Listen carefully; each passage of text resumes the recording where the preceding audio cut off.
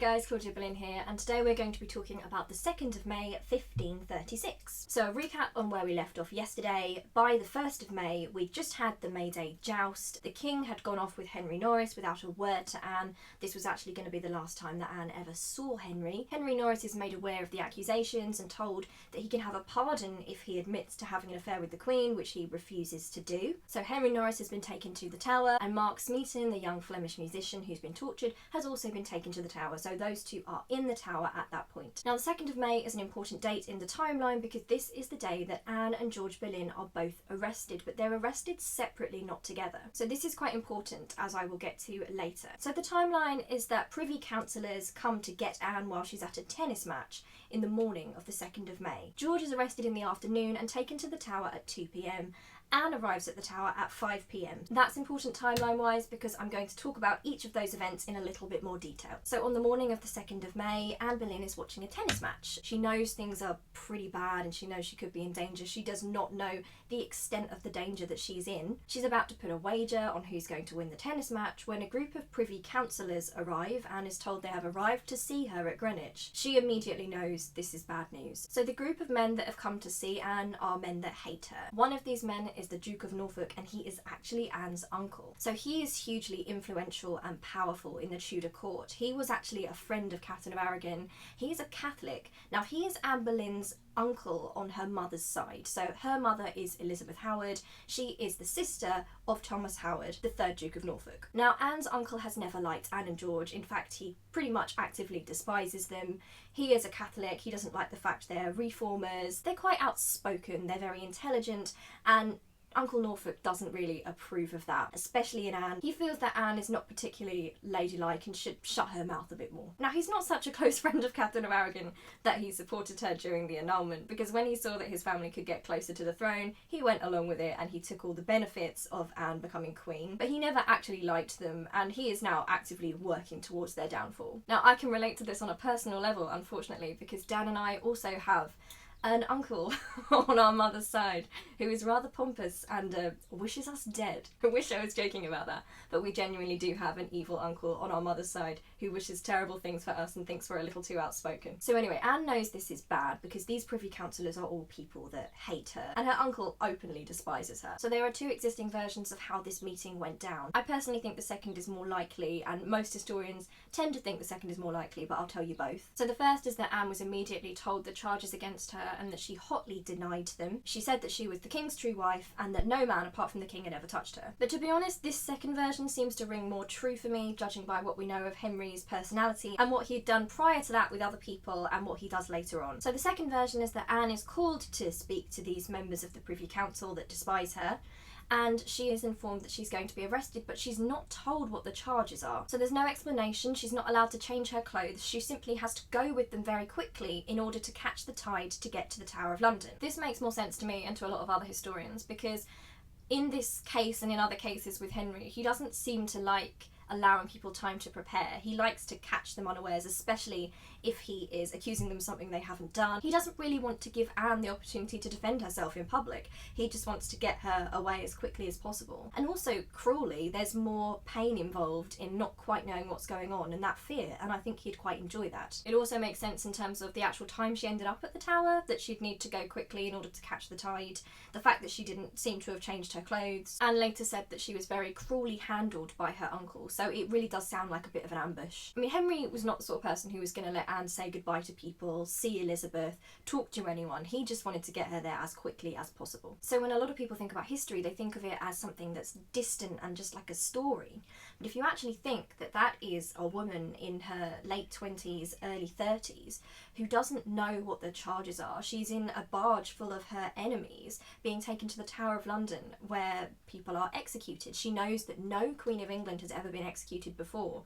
But this is serious because this has never happened to a queen before either. She's being treated like a criminal, like a prisoner, and she doesn't really know what the charges are yet. She has no opportunity to defend herself, and she's in this barge with the uncle that hates her and wishes her dead. So now we're going to skip forward to George's arrest. George was arrested, it must have been sometime before 2 p.m. because he arrived at the Tower of London at 2 p.m. Now this is notable because George was not captured at Greenwich with Anne. When they got George, George was on his way to Whitehall very fast. Now this is significant because although we can't We can never really tell with historical accounts what was going through people's heads. We really can't know that. We just have to assume based on what we know about them and the situation they were in.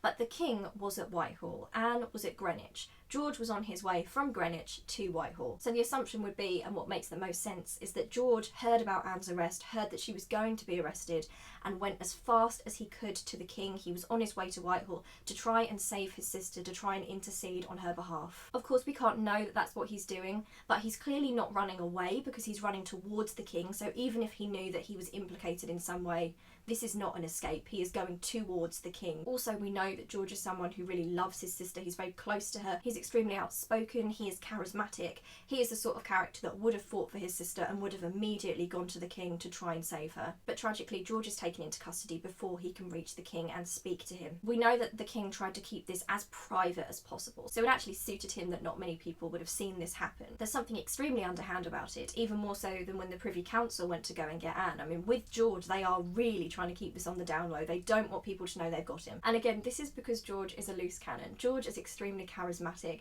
He speaks his mind. He will speak up to authority. He's charming. He's known for that. He knows how to get people on side. He's very clever. Him and Anne are certainly more intelligent than the king. And George will be able to argue his way out of this, especially because he's innocent. He'll be able to prove that pretty easily. I'll talk about the trial in a later video, but this is a problem that Henry and his Privy Councillors had, trying to silence George, who was too much of a loose cannon. Just like Anne, they spoke their minds, they were intelligent, they were articulate, and they were very dangerous because of that. So now I want to talk about why Henry decided to take in George, because I think it's pretty clear that the incest allegations were fake. So the first option and the first reason is, like I said, George is a loose cannon. You can't really take Anne out of the picture and leave George there, because George would fight for his sister, he would defend his sister, he would persuade people to her cause. He is far too dangerous to be left out there when Anne is arrested. Now the second option, which is possible, is that the king genuinely believed that George was guilty of incest. Now, of course, it's pretty much known by historians and agreed upon that the incest charges were nonsense and just a way to rubbish the Boleyns' reputations and to humiliate them. But we know that the king was extremely paranoid. Was there a chance that the people around him had persuaded him that this was the case? Did the king really believe it? I don't personally think so. I think it was more a way to humiliate and punish him, but it's a possibility. Now the third option is the most sinister, and I think this is probably, in addition to the first option, why George was taken. George is basically leverage. So the king knows that Anne is outspoken, she will defend herself well, she will defend her position, she is innocent, she can probably prove that. But if he has George, if he takes George into custody, if George is in the tower, and remember how much Anne loves her little brother, they're very close friends, everyone at court knows that, Henry can keep Anne in line and make sure she goes along with whatever he wants as quietly as possible if he's holding the fate of George over her. So this is a threat to Anne. It's do as I say, or I will hurt your brother. George is a nobleman, so he can't officially be tortured, but Henry certainly controls the way in which he's executed. So he can execute George painlessly and with dignity, or he can make it far more humiliating, far more painful. I think that taking George in is also a message to Anne that she needs to do as she's told. There's no point in fighting this, because other than Elizabeth, who is Henry's daughter as well, and Henry does love, George is the other person that Anne truly loves and needs in her life. So if you take George out of the equation, Anne's not going to speak out too much. She's not going to want George hurt. Also, you have to separate the Boleyn brother and sister if this is going to work, because together they are powerful. Together they are great friends. They are intelligent. You need them to be separated in order for Anne to be vulnerable, because George will support her and she will support George. So George arrives at the Tower of London at 2 p.m. Anne doesn't get there until 5 p.m. So let's go back to that barge journey that she had with her horrible uncle and the Privy Councillors. The legend is that Anne would have entered the tower via Traitor's Gate, which is the water gate at the front of the Tower of London. But actually it's more likely that she went in via the court gate, which was more befitting of her status. So by the time it's taken Anne to get to the Tower of London, it seems to be sinking in for her, and she seems to be experiencing something of a mental breakdown because of the trauma and the extreme fear. I should also mention that that snake Cromwell is present with her uncle and is there taking her to the tower. So this is all her enemies together, essentially winning, and there's nothing she can do. So when she reaches the tower, she is greeted by Sir William Kingston. Now, Sir William Kingston is an interesting man. He's Constable of the Tower of London, and he actually, judging by the reports we had of him, seems to be quite decent. I mean, I always think it's a very strange job to be doing, you know, overseeing the prisoners and the deaths in the Tower of London. But he does treat Anne with respect and with courtesy, and he does really appear to pity her and her situation. So when it's time for the Privy Councillors to go, through, her uncle's going to leave, Cromwell's going to leave, the men are going to leave her there. Anne falls to her knees in terror, and it's actually Master Kingston that helps her to her feet again. She calls out to the Privy Councillors that are leaving to beseech the King's grace to be good unto her. So I think she's realised that she's not going to be able to see the King, that she's not going to be able to plead her case. These are the people that are going to report to the King. These are all people that hate her. Her future and her fate is in their hands, and she is begging them to please tell the King to be kind to her, but I think she knows that's not going to happen. So Anne then asks Kingston if she's going to go into a dungeon, and Kingston tells her that no, she's going to go into the same lodgings that she stayed in for her coronation. And this is such a terrible irony, that she is going to end up staying in the same quarters, the Queen's quarters, at the Tower of London that she stayed in when she was waiting for her coronation. That's the same barge ride she took when she was waiting for her coronation 3 years ago. Henry has provided waiting women for Anne at the Tower of London, but they are unfortunately all people that she dislikes, and people that are essentially there to spy on her, to report on what she's saying, to try and collect more evidence. So she is surrounded by enemies. So Anne now is really starting to come to terms with what's happening to her. Like I said, she's exhibiting the sort of signs of a mental breakdown, where she's crying, she's laughing, she's numb, she's very calm, she's very queenly, she's hysterical again. She's essentially experiencing a psychological form of torture. So she asks William Kingston about her father. She worries that her mother will be upset and become ill because she's so worried. Most notably, she asks after George. She asks after her sweet brother. So William Kingston is quite kind to her and feels sorry for her. He doesn't immediately want to tell her that George is in the tower with her, but eventually he does, and he admits that George is there. Anne is actually quite comforted by this. She says, "I am very glad we both be so nigh together." So in what is probably the most traumatic moment of Anne's life so far, she's comforted that George is close, George is with her, they are both in the tower together. However, a short while later, she's reported as crying and sobbing and saying that, "My lord, my brother will die." So she's pretty hysterical at the idea of her brother dying. So Anne is fluctuating between all these terrible emotions. And this is partly why when people talk about Anne Boleyn as a figure from history, they make jokes about what happened to her. They think that enough time has gone by that that's all right. I actually find that quite upsetting, because if you think about this on a human level, and I try to think about all history on a human level, these are just the stories of people from a different time who would have felt the same as us. I mean, yes, the contexts were different, their beliefs might have been different, they grew up in a different world, but their emotions and their loves were essentially the same. This is a woman who is innocent of the charges. This is her little brother who was innocent of the charges. And Anne is so scared that she is undergoing a mental breakdown. She doesn't know when she's going to die. She doesn't know if she's going to die. She doesn't know what's going to happen to George. She doesn't know what the King wants. She doesn't know what the King's planning. She has no friends around her. She's never going to see her daughter Elizabeth again. And as for George, I wanted to focus on him quite a lot in this video today,